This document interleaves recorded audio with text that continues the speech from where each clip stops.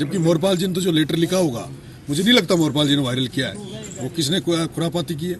हो सकता है मदन लाल जी राठौड़ के चेंबर से वो लेटर वायरल हुआ। 2 मुकदमे मेरे यहाँ टोंक कोर्ट में चल रहे हैं। मेरे जितने भी मुकदमे हैं, जो सरकारी मुकदमे हैं, जो आम जन की लड़ाई लड़ते हुए लगे हैं, उन पर सब पर बात चल रही है। बार बार आवाज़ उठाइए कि राजस्थान का सबसे बड़ा महाघोटाला टोंक में हो रहा है, बनास में।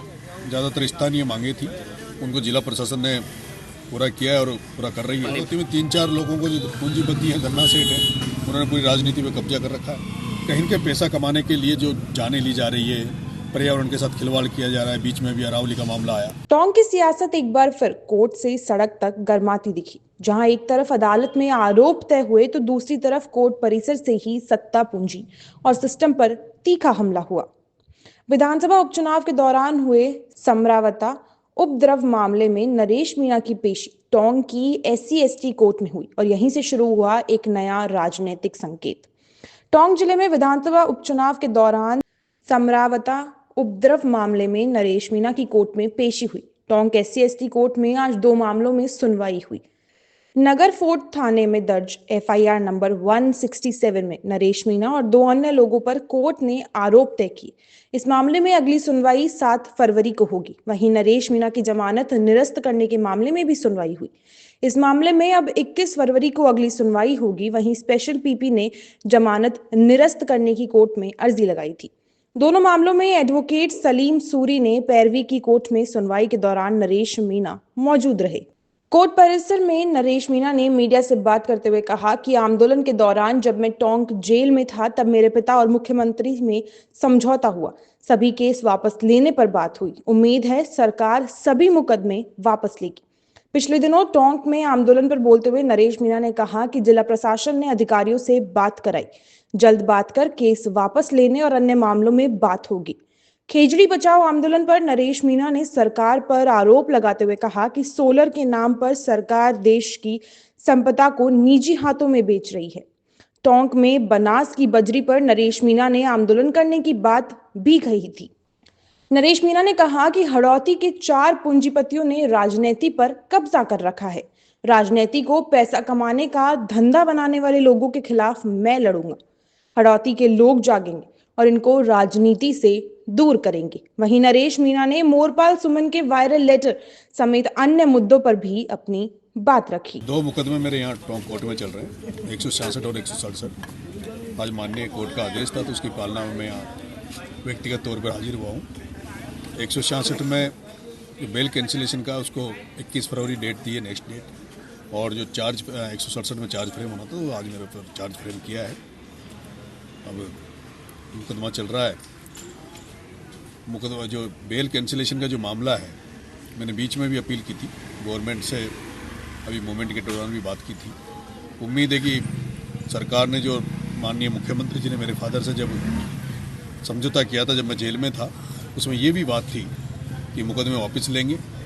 जितने भी जो मुकदमे चल रहे हैं कांग्रेस गवर्नमेंट के टाइम पे, उम्मीद करते हैं कि सरकार इस मुकदमा को भी वापस लेगी और मेरे बेल कैंसिलेशन का जो लेटर लगा रखा है उसे भी वापस सरकार लेगी। देखिए, 30 तारीख को कोटड़ी मोड़ पर आपने आंदोलन किया, यही कुछ मांगे थी। फिर रात को आपकी या प्रशासन से बात होने के बाद में सहमति बनी। कौन से मुद्दे थे जिस पर आपने अपना जो मूव किया था? देखो, 12 सूत्रीय मांगे थी, जिसमें ज़्यादातर स्थानीय मांगे थी। उनको जिला प्रशासन ने पूरा किया है और पूरा कर रही है। दूसरा, कुछ सरकार से जो हमारे जो मुकदमों को वापस लेने का मामला था, 14 गाँवों को वापस देवली से उनियारा जोड़ने का जो मामला था, उस पर बात चल रही है। और मुझे उम्मीद है कि जल्दी सरकार जिन अधिकारियों से बात हुई थी वो बुला के और उन पर भी काम करेगी। देखिए, यानी कि सोप थाना में महिला से बर्बर को लेकर भी आंदोलन का एक मुद्दा था, उसमें भी कुछ उसमें SP साहब ने आश्वस्त किया था और मेरे हिसाब से वो भी जांच चालू कर दी है। उसमें जल्दी निर्णय निष्कर्ष निकल के आएगा। देखिए, एक आंदोलन बीकानेर में चल रहा है खेजड़ी बचाओ को लेकर, क्या कहेंगे उसको लेकर? अभी सोलर के नाम पर जिस तरह से पूरे देश में जो संपदा है, देश की संपदा, उनको बेचा जा रहा है, निजी हाथों में दिया जा रहा है। और उसका उदाहरण एक राजस्थान में भी चल रहा है कि सोलर के नाम पर लाखों हेक्टेयर ज़मीनों को बिना पैसे के अडानी को दिया जा रहा है। और खेजड़ी का जो आंदोलन है, बड़ा आंदोलन है, वहाँ पूरी जनता उसके लिए लगी हुई है। हमारे यहाँ टोंक में भी इसी तरह का एक मामला है बजरी का, और जल्दी आपके सामने वो भी हम उसमें भी आंदोलन करेंगे और सड़कों पर उतरेंगे। हाड़ौती को लेकर हमेशा आपके आरोप रहते हैं, हाड़ौती के नेताओं को लेकर, और चप्पल भी आपने नहीं पहन रखी, क्योंकि आपने कहा कि जब तक उनको लोकसभा विधानसभा जाने में नहीं रोक पाऊँ तब तक चप्पल नहीं। आरोपी में 3-4 लोगों को जो पूंजीपति है, धन्ना सेठ है, उन्होंने पूरी राजनीति पे कब्जा कर रखा है।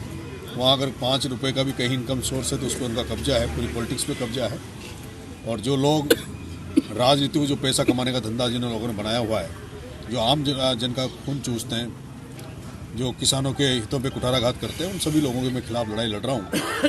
और मुझे लगता है कि आने वाले समय में हाड़ौती की जनता जागेगी और इन धन्ना सेठों को राजनीति से दूर करेगी। टोंक में भी एक और आंदोलन करने की बात कर रहे हैं बजरी को लेकर, किस तरह से रहेगा वो? मैंने बार बार आवाज़ उठाई है कि राजस्थान का सबसे बड़ा महाघोटाला टोंक में हो रहा है, बनास में।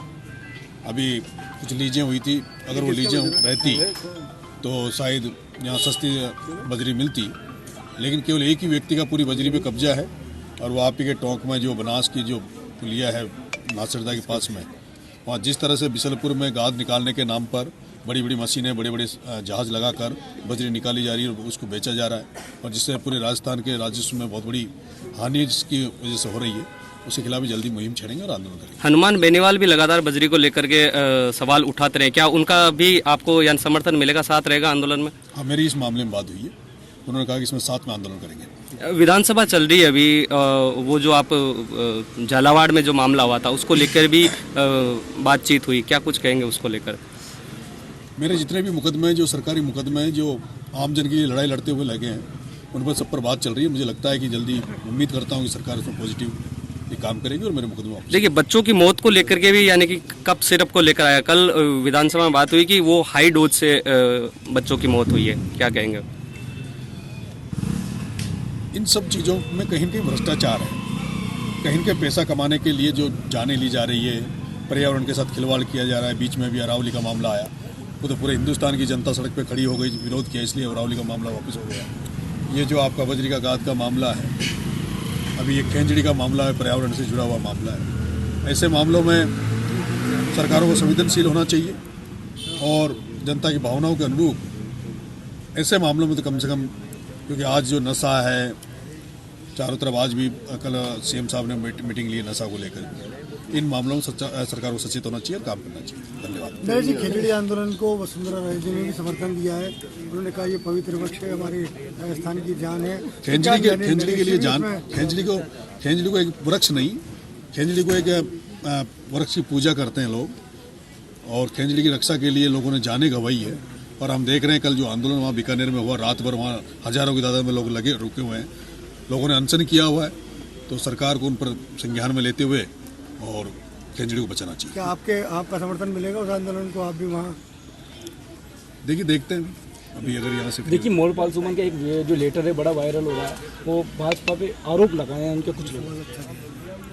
मोरपाल जी ने जो आरोप लगाए वो एकदम सच्चे।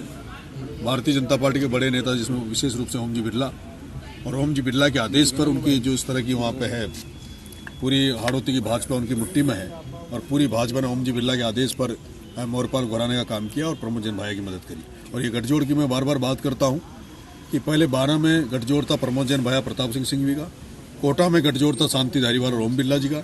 लेकिन अब ये गठजोड़ आगे बढ़ता हुआ, इसमें चारों तो ये लोग, प्रताप सिंह सिंघवी, प्रमोद जैन भाया, प्रताप सिंह, शांति धारीवाल, ओम जी बिरला, इसमें हीरालाल जी नागर भी इसमें शामिल है, अशोक जी चांदना भी इसमें शामिल है। आपने सारे मदन जी मिलकर राठौड़ को राजनीति भी, हाँ जी, मदन जी राठौड़ को भी आपने, मदन जी राठौड़ को जो प्रत्याशी था, जो प्रत्याशी आरोप लगा रहा है कि मुझे हराने में इन लोगों ने काम किया है, तो सबसे पहले तो उनसे जवाब लेना चाहिए कि भाई आप लोगों ने जो आप पे आरोप लगाया है, इसका क्या आपके पास रिप्लाई है। लेकिन ना कि उनसे जवाब तलब किया, उन्होंने खुद को मोरपाल जी को कटर उसमें खड़ा किया। जबकि मोरपाल जी ने तो जो लेटर लिखा होगा, मुझे नहीं लगता मोरपाल जी ने वायरल किया है, वो किसने खुरापाती की है। हो सकता है मदन लाल जी राठौड़ के चेंबर से वो लेटर वायरल हुआ हो।